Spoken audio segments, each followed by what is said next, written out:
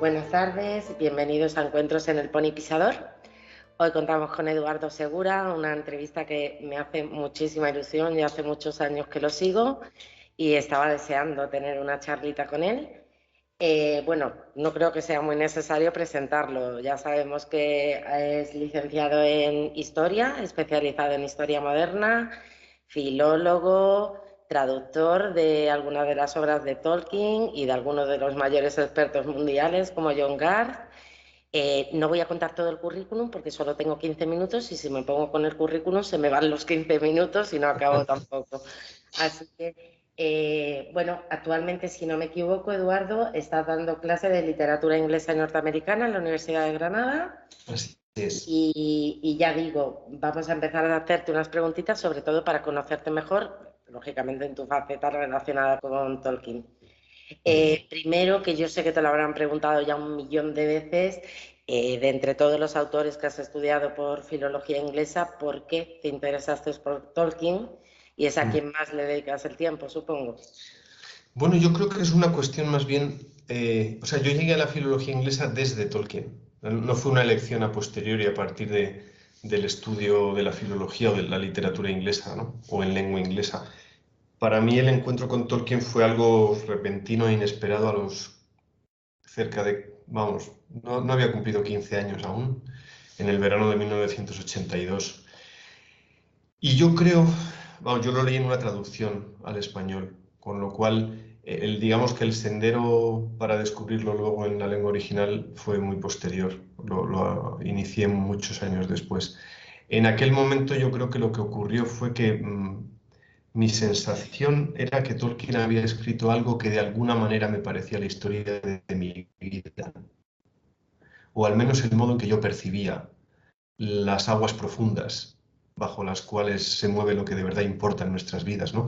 Lógicamente yo era un chavalín, con lo cual no tenía capacidad para articular esto, era más una intuición, era una sospecha bendita de que algo muy hermoso y a la vez muy triste, ¿no? Un poco esa belleza élfica que Tolkien plasma también. Pero Tolkien me pareció algo inaudito, literalmente, ¿no? Algo como sobre lo que nunca había podido imaginar que alguien fuera capaz de escribir, ¿no? Y ese fue el inicio de todo lo demás. Bueno, me has quitado la segunda pregunta, porque te iba a preguntar si habías estudiado filología por Tolkien o si, contrariamente, fue al estudiar filología cuando descubriste que Tolkien era, digamos, tu piedra importante. Sí, no fue Tolkien la causa. Yo creo que es un gusto general mío por la literatura y por... em, lo que ocurre es que, hombre, no puedes dejar de quedar fascinado y hasta cierto punto es misterioso el camino por el que luego uno dice, bueno, ¿y cómo llegué a estudiar o a doctorarme en literatura, ¿no? Pues no sé si, sí que sé que cuando me decidí a hacer la tesis sabía que quería hacer la tesis sobre Tolkien. Eso sí que lo tenía clarísimo. Porque en parte, ¿sabes, Ángela? Lo que había era una tristeza fruto de la impotencia de ver que a Tolkien no se le prestaba atención en ámbitos académicos. Eh, y eso sí que me parecía, yo un poco Quijote, me parecía una injusticia que había que salir a los caminos a resolver, un entuerto que merecía ser arreglado, ¿no? Y yo creo que por una cuestión de afinidad personal, pero también de cierto afán lícito, un poco de reclamar o de llamar la atención frente a esa ignorancia académica, que yo creo que es fruto del orgullo, en cierto modo, muchas veces. Fíjate, yo muy poco del ámbito de la universidad, ¿no? Al menos en España, con el que se pueda hablar de esto sin que, o sea, del que puedas percibir la predisposición a escuchar cuando tú le das las razones por las cuales Tolkien debería formar parte o debería estar incluido en los planes de estudio. Hay una especie de a priori de negativo a ese respecto, ¿no? Como quien te mira de soslayo pensando que tienes una pretensión ridícula, ¿no? Entonces, y esto te estoy hablando a día de 2021, ¿eh? Sí, Imagínate cuando yo empecé la tesis, yo empecé el doctorado en 1994 y en todos estos años pues la situación no ha cambiado demasiado. Ah, te Al iba a principio, preguntar si habías notado que esto se había paliado, porque, por ejemplo, yo soy muy seguidora, sé que todos los años, por ejemplo, en el País Vasco están los encuentros de los Inklings, que, bueno, noto que, gracias a Dios, hay ciertos académicos que os dedicáis a extender la obra de Tolkien y a que la conozcamos con una profundidad, pues que no se quede pues en eso, en espada y brujería, o muchas veces yo de hecho he trabajado en una librería y sí. efectivamente tu reclamación es lícita, siempre está metido Tolkien en fantasía, nunca lo metemos en clásicos ingleses o en literatura inglesa simplemente. Ujú. Y yo tenía Sí, esa esperanza de que se había paliado, pues por esto, por los encuentros de los Inklings, o a lo mejor porque yo ahora estoy más metida y bueno, voy siguiendo a gente que me dan esa profundidad que antes no veía yo en Tolkien. claro, se van dando pasos. Yo creo que también sería falso por mi parte e incluso un cierto complejo de, como de Calimero, ¿no? De ir por ahí diciendo que nadie me Grande. comprende si yo dijera que no hemos avanzado nada. Se ha avanzado mucho. Aquí una compañera mía del departamento, antes que yo, ya defendió su tesis doctoral sobre El Señor de los Anillos. Y, y se han hecho muchas cosas. Martin Simonson en el País Vasco, tuve la enorme fortuna de dirigir su tesis doctoral. Hay un trabajo doctoral de hace ya años también de una profesora de la Universidad de Vigo, Marta García de la Puerta, sobre C.S. Lewis. Eh, Se van haciendo trabajos. Yo dentro de un par de meses tengo que estar en Madrid para un tribunal de tesis doctoral sobre Clive Staples Lewis también. Hace poco en la Universidad de Deusto se defendió una tesis sobre Chesterton y Lewis. O sea, se van haciendo cosas.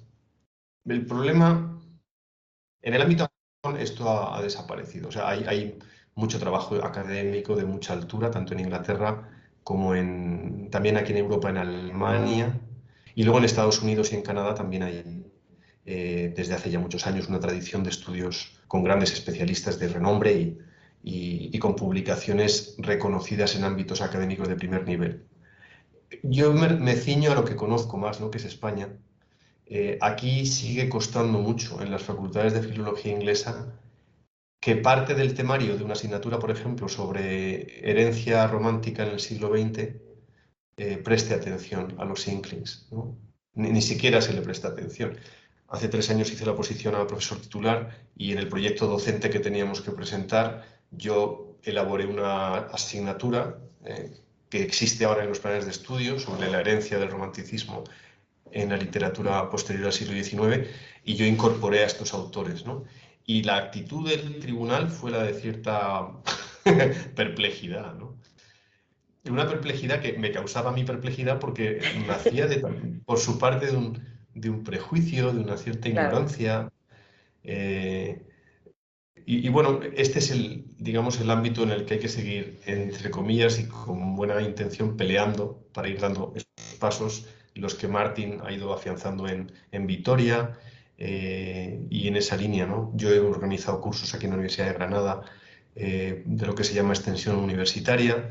Bueno, todo lo que se haga con seriedad me parece que es un sumatorio de muchas pequeñas cosas que te llevan al final a ir incorporando esto a la mente de las personas, que yo creo que en cuestión de tiempo sí que puede llegar a ser aceptado. Esperemos, Por esperemos. la fuerza de los hechos, creo, ¿eh? También es verdad que en la filología inglesa, tal que hemos estudiado aquí, hay una cierta polarización entre lingüística, lengua, gramática, sintaxis, fonología, morfología, etcétera, Ujú. y literatura, ¿no? Y en el ámbito de la literatura es verdad que cuesta, ¿no? Porque el sesgo desde el que se lee pues es muy ideológico muchas veces. Entonces presentar a un autor como Tolkien de entrada lo estás presentando a personas que en la mayoría de los casos no lo ha leído, por Ya. esto que te estaba contando, ¿no? Entonces, bueno, pues es cuestión de seguir trabajando, de ir incorporándolo a las explicaciones, porque Tolkien ve muchas fuentes y por lo tanto hay muchas asignaturas en las que se puede hablar indirectamente de él. Bueno, vamos a comentar también, como tú eres traductor también. Se rumorea, bueno, yo me he enterado hace poco, la verdad, porque ya te digo que yo no soy filóloga, que sería conveniente hacer una revisión de la traducción del Señor de los Anillos. Yo siempre he tenido muy idealizada la traducción del Señor de los Anillos, desde mi ignorancia, claro. Bueno, pues palabras como Bolsón, Bárbol, Montaraz, palabras que yo siempre he pensado.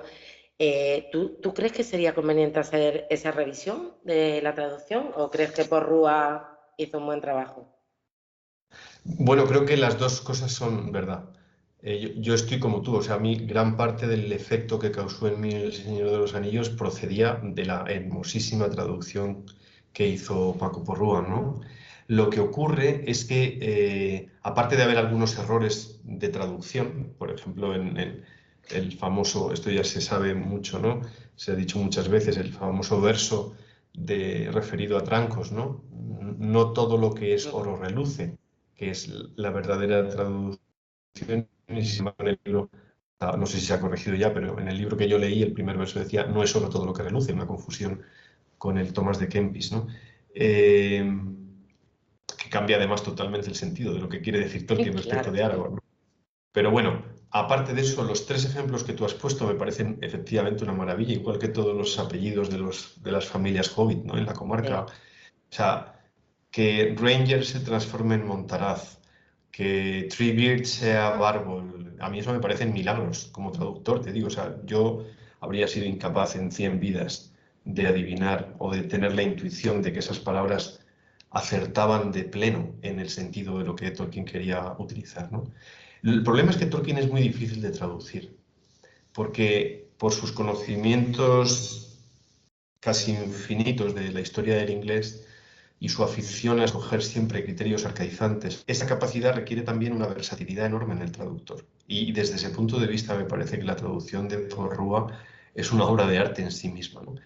Pero con todo lo que he dicho, es verdad que con todo el tiempo que ha transcurrido desde que fue publicada a finales de los años 70 en España, eh, hace falta una revisión profunda de cuestiones de estilística, ¿no? No solo ya de cuestiones de errores, sino, o sea, de ratas, etcétera, sino cuestiones de ajustarse al original, ¿no? En cualquier caso, si esa, yo lo he propuesto alguna vez a Minotauro y nunca me han respondido, ¿no? Supongo que los planes editoriales de Minotauro, hasta donde yo los conozco, están muy compartimentados y Claro. cada publicación tiene su programación y tiene que salir en un determinado momento. También propuse retraducir las cartas, que me parece un libro mucho peor traducido que El Señor de los Anillos, ¿no? Y que además está descatalogado a día de hoy. Pero supongo que Minotauro tendrá sus planes que dependen mucho de HarperCollins y por eso a veces no van al mismo ritmo que a los lectores nos gustaría. Pero creo que lo que tú has dicho es verdad, son las dos cosas verdad. Es una obra de arte maravillosa, ¿eh?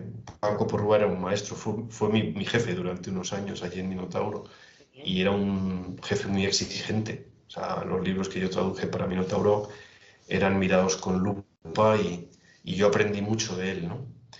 Pero es verdad también que hay errores y que se podría, con un equipo de traductores bien coordinado, se podría llevar a cabo esa revisión y quedaría un libro precioso. Yo creo que es una de las mejores traducciones que hay. De las lenguas a las que se ha vertido El Señor de los Anillos, es una de las mejores. En el caso de que te encargas en esta traducción, ¿cómo lo enfocarías? No sabría decirte, hombre, pediría ayuda a gente más sabia, a Martin Simonson, por ejemplo, que también ha traducido para Minotauro, a Estela Gutiérrez, que también ha traducido muchos de los volúmenes de la historia de la Tierra Media. Eh, Desgraciadamente a Paco Porrúa pues ya no se le puede pedir ayuda porque ya no está con nosotros, pero eh, habría que enfocarlo. Yo no me veo capaz de hacerlo yo solo, ¿sabes? Sería un trabajo ingente que para mí ahora mismo pues, no es compatible con mi trabajo en la universidad. Si lo quieres hacer bien, eso requiere una sistematicidad y hablaría también con gente de la Sociedad Tolkien Española, sobre todo con Mónica, con Helios de Rosario, que son personas que yo creo, hasta donde llega mi vago recuerdo, ya han trabajado en esa línea y tienen probablemente muchas cuestiones ya anotadas. Y personas a quienes no conozco, cuyos nombres han trabajado. por puro entusiasmo, ¿no? En ir haciendo sus propias revisiones y seguro que hay mucho trabajo ya hecho, entonces sería cuestión de coordinarlo. Yo sí que vería eh, como algo básico aunar criterios, porque es verdad que, claro, Paco Prur era argentino. Entonces, el uso del lenguaje que él lleva a cabo es según su propio criterio y según su propia lengua materna. Habría que tener ahí una discusión sobre Eliana. criterios estilísticos de qué criterio mantener, ¿no? Pero eso es uno de los grandes problemas del traductor. Claro. Eh, el inglés de Australia, el inglés de Gales, el inglés de Irlanda, el inglés de Estados Unidos no son el mismo. Entonces, ¿cómo haces una traducción universalmente aceptable, por ejemplo, en el caso de la lengua castellana, con las variantes del castellano que hay en Latinoamérica, ¿no? Y con el interés ingente que hay en Tolkien en todos los países de México hacia el sur, ¿no? Entonces, bueno, es un tema apasionante, a mí me encantaría trabajar en ello, pero ya te digo que las veces que me he ofrecido, Minotauro no se ha dado por enterado. Ten en cuenta que el Minotauro vive en un laberinto, entonces es siempre difícil llegar. Se han Aunque puesto vayas el dejando nombre, tus ¿eh? miguitas de pan, es complicado llegar al centro del laberinto. Bueno, pero al final se llega. Ya veremos si Exacto, algún día se esperemos. podrá. Vale, Eduardo, me da la sensación, tú sabes que yo nada más que te conozco porque te voy siguiendo por YouTube, pero me da la sensación de que otra de tus grandes pasiones son las películas, la filmografía, la estética que tienen. No sé si has tenido la posibilidad de ver el biotopic de Tolkien y saber un poquito qué Sí, la tal. vi. Pues a mí no me gustó. Escribí en mi blog una extensa entrada Sí, lo sobre la leí, lo leí. película. Me pareció una película eh, demasiado estándar en cuanto a la concepción del guión, quizá demasiado ambiciosa. O sea, al intentar abarcar, no digo ya que la parte final me parezca que está de más, ¿no? Que me lo parece, cuando ya Tolkien es mayor y eso, sino el propio intento de hacer una relación causa-efecto entre los años de Tolkien en la Primera Guerra Mundial y su obra. Eso ya de entrada me parece algo muy forzado, ¿no? Creo que quizá los guionistas se deberían haber asesorado mejor a ese respecto, ¿no? La película tiene para mí varios errores. Uno es el propio actor que interpreta a Tolkien.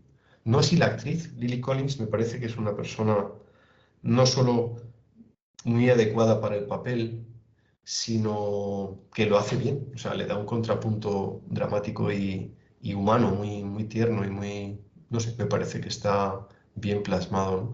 Pero se esquivan temas básicos es una película que yo creo que al intentar cubrir toda la niñez y toda la adolescencia de Tolkien hasta su primera juventud, naufraga, naufraga.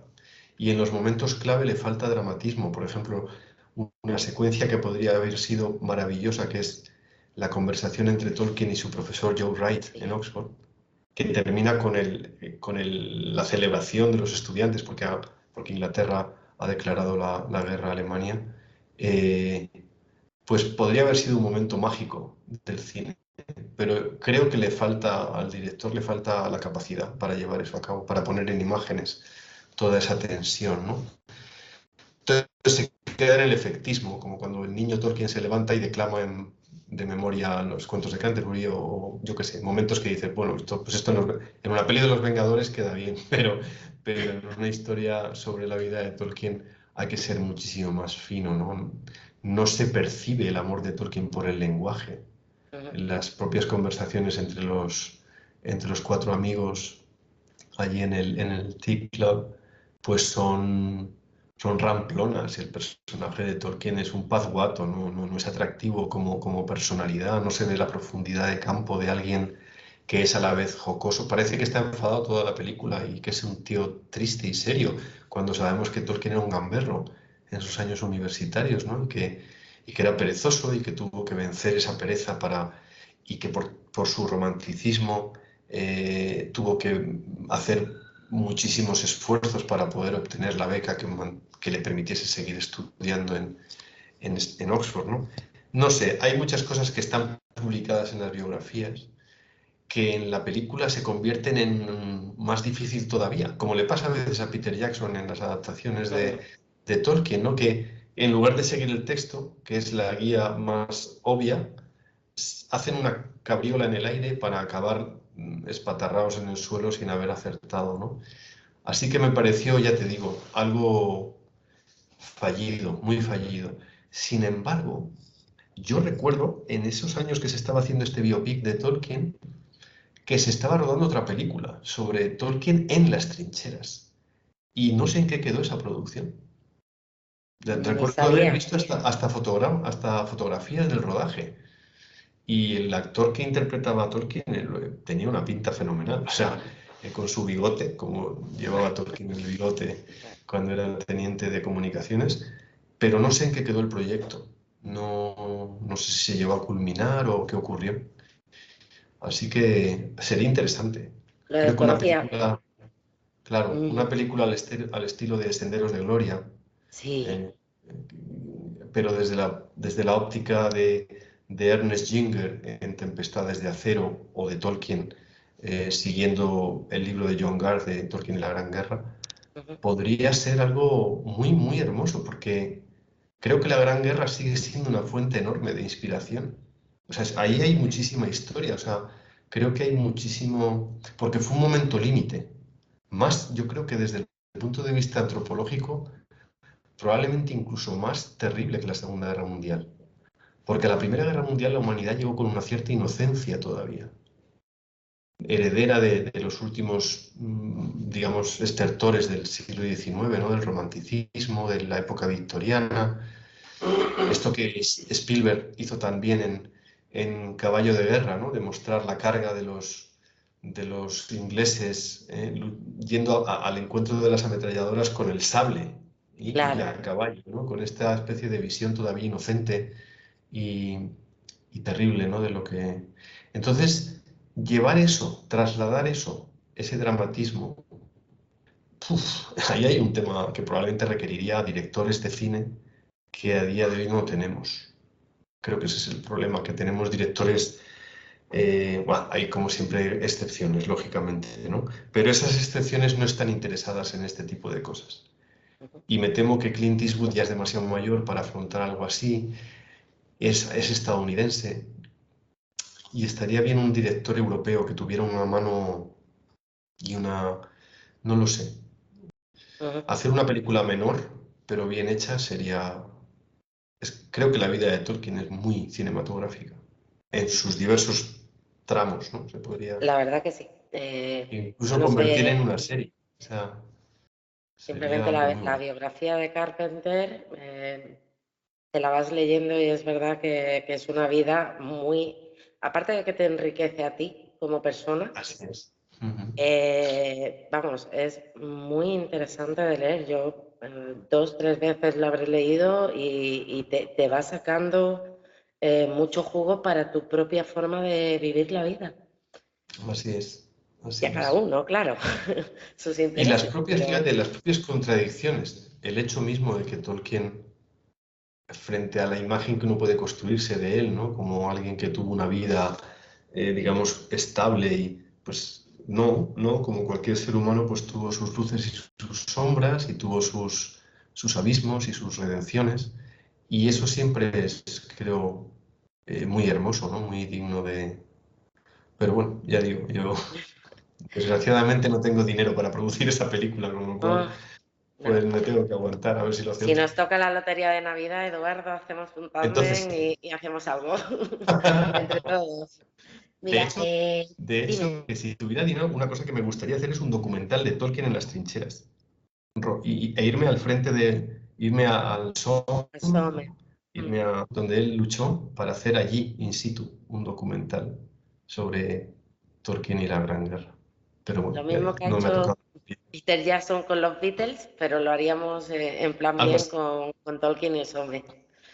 Esas 30 algo así. horas así bien llevadas, pero llevadas por gente que ha estudiado en profundidad y que conoce bien. Eso es. Mira, mi compañero Tilmos del Esmial del Pony te quería hacer también una pregunta referente a este maravilloso libro que tengo aquí detrás, que es El Señor de los Anillos, del libro a la pantalla. Yo como lo acabo de adquirir, que me lo he autorregalado para Navidad, lo acabo de empezar hace nada, pero él comenta pues que es un proyecto mastodóntico que empezasteis en 2002 entre varios autores, tardasteis unos 10 años para que viera la luz. Comenta pues eso, que hace un gran honor a la labor y hasta en la estructura a la obra de Tolkien. Si hay algún proyecto similar para el Hobbit, sabiendo ya, como sabemos, pues que no es una trilogía de películas que tuviera una buena acogida, que tiene más errores que aciertos, desde luego, pero sería a lo mejor interesante el hacer una obra, pues eso, destacando un poquito aciertos y errores. No sé si ese Sí. proyecto estará por ahí. Alex Pardo, el otro editor del libro, la edición es de Alex y mía, pues el otro editor me lo propuso, pero muy poco después él se desvinculó de la universidad y lo dejamos estar. Máxime cuando empezamos a ver las películas. Yo vi la primera película, a mí me gustó mucho el arranque.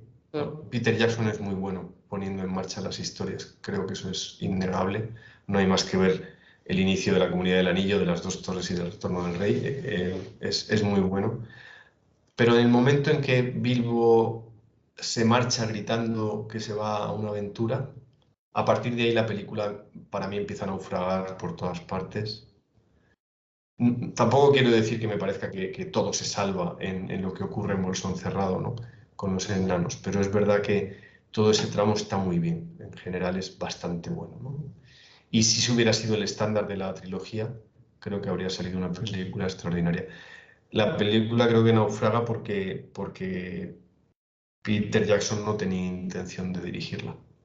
Y eso se nota muchísimo. Se nota un montón que Peter Jackson no está dirigiendo, no tiene alma esas películas, ese es el problema, ¿no? Se nota Y mucho. los momentos en que la película se parece demasiado al Señor de los Anillos, y eso es un error, porque el Hobbit no se parece demasiado al Señor de los Anillos, quizá hacia el final, ¿no? Hacia cuando estallan las nubes, la batalla de los 5 ejércitos, quizá esa parte tiene una cierta altura épica como la que Tolkien dio luego al Señor de los Anillos, ¿no? Entonces, aunque tienes un trabajo excepcional de Martin Freeman como Frodo, como Bilbo, hay un error clave que es focalizar el protagonista del Hobbit es Thorin para Peter Jackson.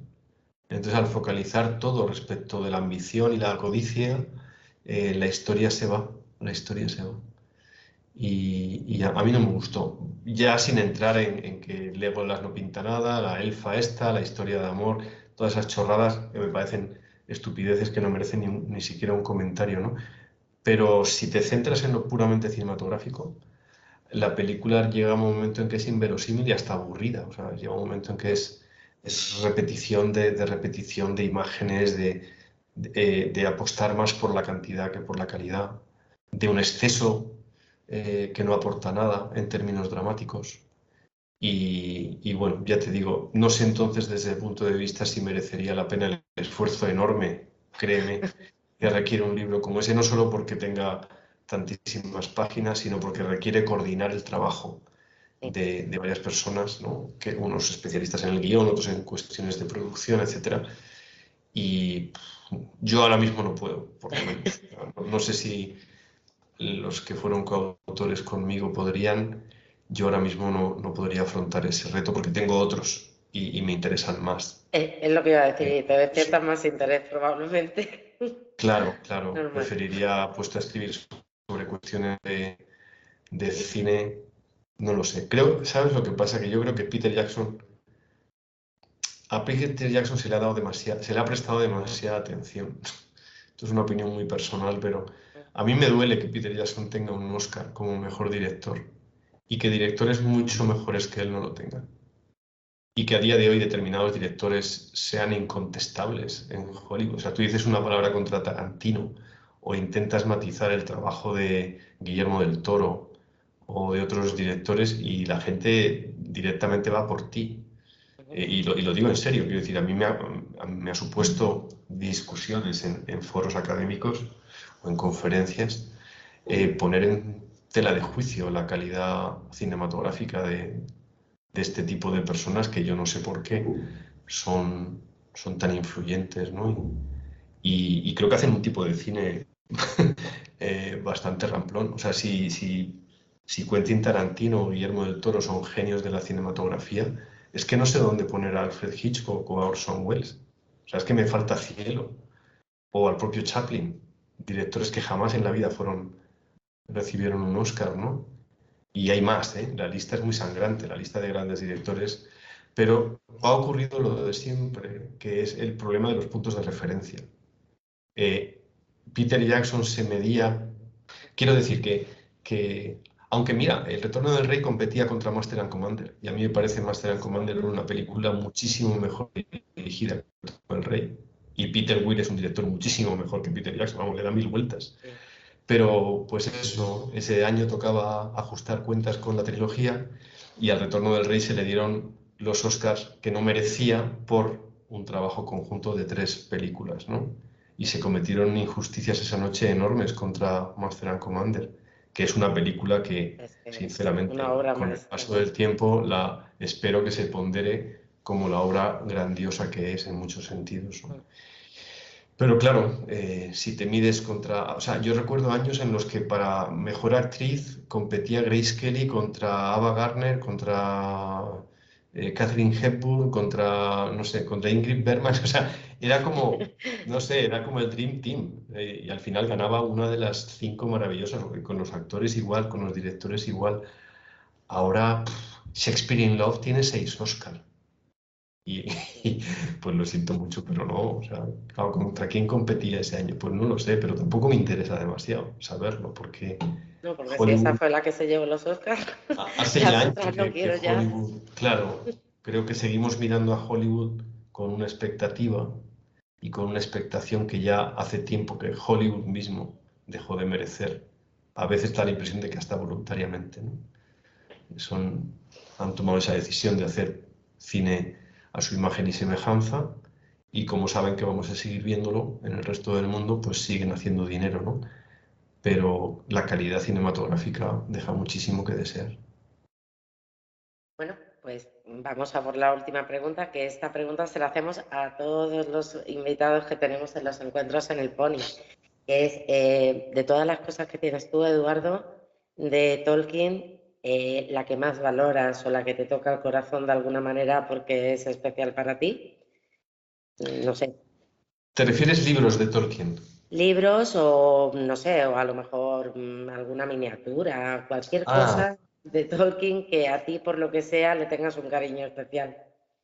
bueno, hay muchas y nunca me habían hecho esta pregunta, con lo cual necesito pensar un poquito y me voy a dejar llevar por mis intuiciones, porque cuando te preguntan algo que nunca te han preguntado, siempre lo primero que viene a la mente es una buena pista. Mira, mi director de tesis, don José Miguel Odero, que vive en Benalmádena, Ah, el sí, vecino.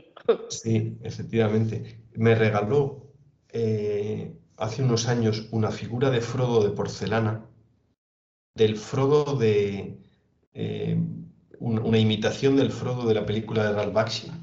Ah, Y le tengo el cariño enorme a esa figura porque, primero porque es un regalo de mi maestro, ¿no?